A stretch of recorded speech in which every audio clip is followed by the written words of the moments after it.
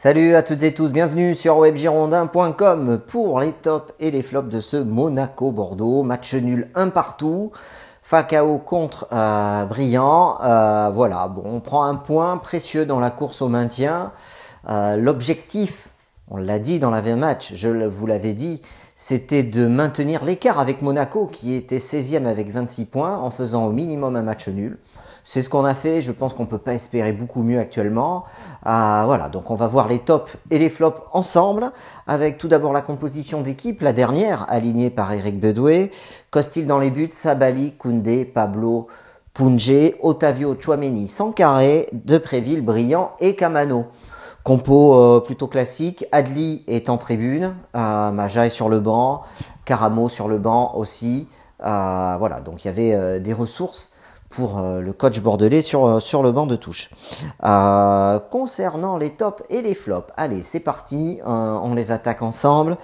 Costil, au top, rien à dire sur Benoît Costil, il a fait encore un match sérieux. Sur le but de Falcao, il peut rien faire, la tête est très bien ajustée et décroisée. Et sur le but refusé de Vinicius, il peut rien faire, c'est à bout portant, tête en retrait, le gars il le fusille au 6 mètres. Voilà, il fait les parades qu'il faut sur Golovin, frappe de Golovin, claquette, s'il la prend pas ça fait but. Et sur une parade aussi, sur une frappe de Lopez, grand match encore du capitaine des Girondins de Bordeaux qui est au top sur cette rencontre. Pablo, alors Pablo c'est totalement différent, je l'ai trouvé toujours hésitant, un tout petit peu mieux que lors du dernier match où il avait vraiment pas été bon. Là, je l'ai trouvé un cran au-dessus, mais insuffisant, en retard dans les duels. On le voit sur le deuxième but, sur le premier but, pardon, il se fait prendre par Falcao, il est en retard, il est mal placé. Il n'a pas encore ses appuis, je trouve qu'ils sont pas bien ses appuis. Cette blessure a vraiment coupé tout son élan et tous ses automatismes qu'il avait, et on a l'impression qu'il repart un peu de zéro. Voilà. J'aurais aimé voir Jovanovic, parce qu'il n'avait pas démérité, au contraire, il avait été très bon. Bon, le coach veut faire confiance à Pablo, c'est sa hiérarchie. Je trouve que c'est dommage parce qu'il n'est pas à son avantage, donc c'est un flop pour moi Pablo ce soir. Jules Koundé, bon match de Jules Koundé. Il a été un peu hésitant aussi quelquefois sur des dégagements, un peu moins propres que d'habitude dans la relance. Après, il a toujours la hargne, dans les duels, il a été présent. Voilà, donc c'est un match correct de sa part. Youssouf Sabali, quelques belles actions, quelques bons centres. Il est précieux par contre sur l'ouverture du score.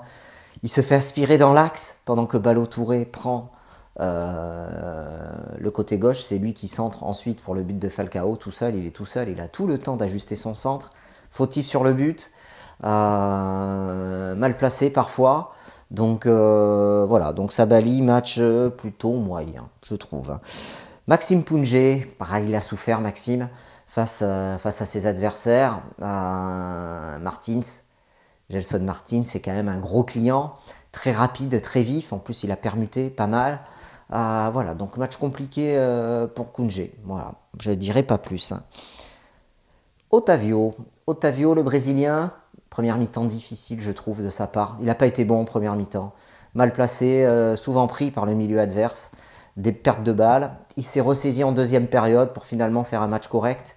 Il a touché beaucoup plus de ballons, il a été beaucoup plus en confiance en deuxième mi-temps.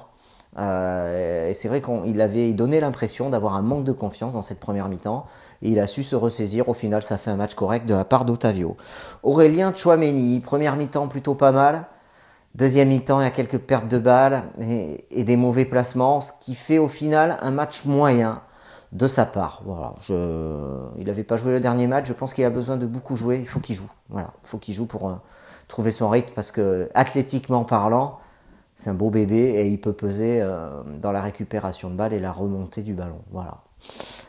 Après, il y a un gros milieu de terrain, il faut le souligner, même pour la prestation d'Otavio, ils avaient des gros clients, Fabregas, Adrien Silva, c'est pas n'importe qui, ce sont des internationaux. Face à nos petits Bordelais, c'est pas toujours facile et ils n'ont pas démérité, ils ont fait un match moyen au milieu du terrain. Younous Sankaré, alors Younous Sankaré c'est un flop, je trouve qu'il manquait de jus, alors c'est vrai que ça faisait 3 ou 4 semaines qu'il n'avait pas joué, manquait de jus et surtout alors, dans son style caractéristique, nonchalant, il trottine, mais c'est vrai qu'il trottine au milieu du terrain, il n'y a pas une accélération franche pour attaquer, il n'y a pas une accélération franche pour défendre. Moi, son match m'a déçu. Je ne l'ai pas trouvé dans le rythme, dans le tempo. Et je trouve trop peu d'activité physique. Voilà. Je trouve que Briand a beaucoup plus défendu que lui, par exemple, que ce soit dans ses courses de repli défensif.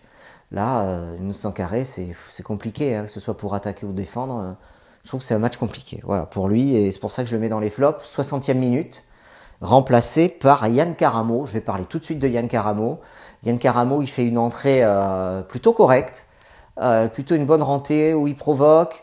Et puis il y a ce gros raté sur un caviar de Depréville. Nicolas Depréville met un caviar à Karamo. On était à égalité un partout déjà. Et il est à 6 mètres, il veut mettre le pied droit au lieu de mettre le pied gauche. Bref, il s'embrouille. Et il rate l'immanquable. Voilà, c'était la balle du 2-1 pour Bordeaux. Donc au final, ça fait une rentrée qui n'est pas décisive, même si dans le jeu, il a essayé de provoquer. Je trouve qu'on était beaucoup mieux après les changements de la 60e minute qui ont été faits avec l'entrée de Kalou et l'entrée de Karamo. Voilà. Sinon, Karamo, son entrée est largement ternie par ce gros raté. Voilà. Jimmy Briand, petit top pour lui. Alors même s'il a eu plus de difficultés dans les combinaisons, dans le jeu court, il a beaucoup défendu, il s'est beaucoup replié, il a bien combiné et surtout il marque ce penalty qui nous permet de revenir à un point. Il n'a pas tremblé, il s'en est servi et il l'a marqué. Voilà, rien que pour ça je le mets dans les tops. Nicolas Depréville. Sur le but aussi, avec ce débordement de Ballo-Touré, il oublie complètement son joueur et il ne défend pas dessus. Je pense qu'il doit le suivre. Je pense qu'il doit suivre Ballo-Touré quand il déborde. En plus, comme je vous l'ai dit juste avant, Sabali, lui, est aspiré dans l'axe, ce qui fait qu'il y a un boulevard pour Ballo-Touré qui va centrer, qui marque. Voilà, c'est peut-être l'erreur du match de Nicolas Depréville. Après, à côté de ça, il s'est beaucoup dépensé. Il a beaucoup joué court, je trouve, et il met ce caviar à Karamo. Vraiment, il la met parfaitement. On se demande comment il a fait pour pas la transformer, Karamo, à croire que tout est fait cette saison pour que Nicolas Depréville n'ait pas de stats, quoi, parce qu'elle lui aurait fait une passe décisive. Il l'aurait mérité parce que c'était vraiment un caviar. Et non, Karamo n'a pas marqué. Voilà. Kamano. Flop. Alors Kamano, il m'a fait une impression qu'il ne me fait pas habituellement, c'est-à-dire que je l'ai trouvé lourd et empâté. Je ne sais pas s'il a pris du poids, mais je ne l'ai vraiment pas trouvé affûté du tout, que ce soit dans ses déplacements, ses appuis, ça manque de vivacité, ça manque de coup de rein, et du coup, sa performance, elle en est affectée. Du coup, c'est un flop pour Yann Karamo. L'entrée de Kalou, 60e minute, je vous l'ai dit, elle a changé un peu la physionomie du jeu. Kalou a remplacé Kamano, et quand Karamo a remplacé Sankaré. Avec Sankaré, alors je vais être méchant, mais j'ai l'impression qu'on joue un petit peu à 10. Et c'est vrai que cette entrée des deux joueurs qui ont amené beaucoup de vivacité, ça a permis au jeu bordelais d'être un peu plus porté vers l'avant et d'être un peu plus dynamique. Voilà. Kalou, plutôt une bonne rentrée.